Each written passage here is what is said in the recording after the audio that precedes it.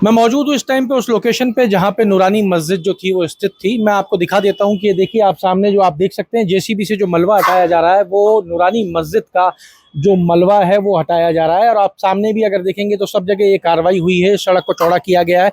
अभी भी जेसीबी जो है वो मलबा उठाने का काम कर रही है। अगर आप देख लें नूरानी मस्जिद का जो ये विवाद है थमने का नाम नहीं ले रहा है। एक तरफ राजस्थान मुस्लिम फोरम जो है वो ये कह रही है कि अवैध नहीं थी, अतिक्रमण नहीं था, हमारे पास में खरीदा गया था। इस जमीन को खरीदने के बाद में 1994 में जेडीए के द्वारा इसका पट्टा लिया गया था। लेकिन जिस तरीके से हमको शुक्रवार को नोटिस दिया गया, कोर्ट में जाने का समय नहीं दिया गया और सोमवार को सुबह 5 बजे इसके ऊपर कार्रवाई करने की बात कही गई। बिल्कुल भी समय नहीं दिया गया, ये असंवैधानिक था। हमको लड़ाई लड़ने का अधिकार था, कोर्ट जाने का अधिकार था।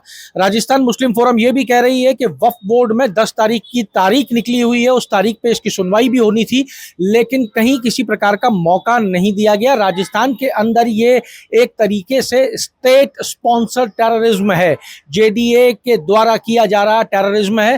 राजस्थान मुस्लिम फोरम कह रही है कि आने वाले जुम्मे पर हाथ में काली पट्टी बांधकर पूरे प्रदेश में मुसलमान विरोध करेगा, नमाज अदा करेगा और अब जमीन वही जमीन चाहिए, वहीं बनेगी मस्जिद, ये हम कानून से जीत कर आएंगे, ये राजस्थान मुस्लिम फोरम का कहना है। वहीं दूसरी तरफ भारतीय जनता पार्टी के विधायक गोपाल शर्मा से जब हमारी बातचीत हुई तो उन्होंने कहा टेररिज्म की बात अगर राजस्थान मुस्लिम फोरम कर रही है तो क्या पाकिस्तान में है क्या? वो पाकिस्तान में ही बात होती है टेररिज्म की। राजस्थान के अंदर अगर बात करनी है तो यहाँ बात होगी कानून की, यहाँ बात होगी संविधान की, यहाँ बात होगी नियम और कायदे की।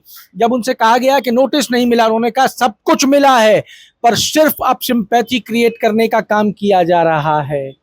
राजस्थान में जो आरोप लग रहा है कि राजस्थान को दूसरे स्टेट की तरह राजस्थान का मॉडल भी अपनाया जा रहा है, उत्तर प्रदेश की तरह राजस्थान को भी वैसे ही बनाने का प्रयास किया जा रहा है, तो गोपाल शर्मा ने कहा बिल्कुल होगा, अगर अपराध होगा तो बुलडोजर चलेगा।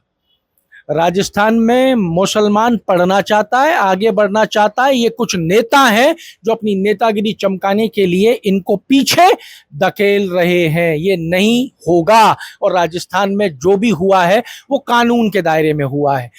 ये कहना दोनों अलग अलग पक्षों का है। जो एक पक्ष कह रहा है ये कार्रवाई गैर कानूनी है और दूसरा पक्ष कह रहा है ये कार्रवाई जो है पूर्ण रूप से कानून के दायरे में हुई है। ये विवाद अब आसानी से थमने वाला नहीं है। राजस्थान की राजनीति में आप देख सकते हैं ये विवाद अब नहीं थमेगा और ये कार्रवाई जो हुई है ये इसी तरीके से अब क्या इस पर आगे एक्शन लिया जाता है, क्या होगा, कोर्ट में जाएंगे, सुप्रीम कोर्ट तक लड़ाई लड़ने की बात कही जा रही है, संविधान की बात कही जा रही है। और जो ये नज़ारे हैं ये आप देख सकते हैं कि किस तरीके से ज़बीदोज़ कर दिया गया है। मस्जिद को भी, मकानों को भी तोड़ा गया है, यहाँ से मंदिर भी हटाए गए हैं और ये पूरा नज़ारा आपके सामने है। आप देख सकते हैं किस तरीके से हर चीज़ जो है वो यहाँ नज़र आ रही है। ये जो कार्रवाई है यहाँ ये नज़र आ रही है। और सड़क की बात रही तो ये कहा जा रहा है कि कोई जाम नहीं लगता था, तो देखिए मैं आपको वो भी दिखा देता हूँ नज़ारा कि जाम की स्थिति क्या है, जाम कितना यहाँ पे लग रहा है। जब ये शाम का वक्त होता है तो यहाँ से निकलने में 4-4, 5-5 बार बत्तियां निकलती हैं जब निकलना पड़ता है। तो ये सारी चीज हम आपके सामने रख रहे हैं। ये जो मस्जिद का विषय है ये राजस्थान में आसानी से थमने वाला नहीं है, ये मुद्दा बड़ा बनने वाला है।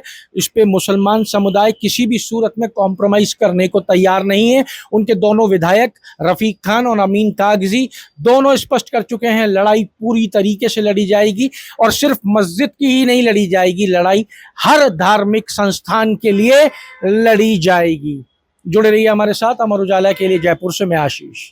आपके राज्य की खबरें, आपके शहर की खबरें सबसे पहले जानने के लिए देखते रहें अमर उजाला।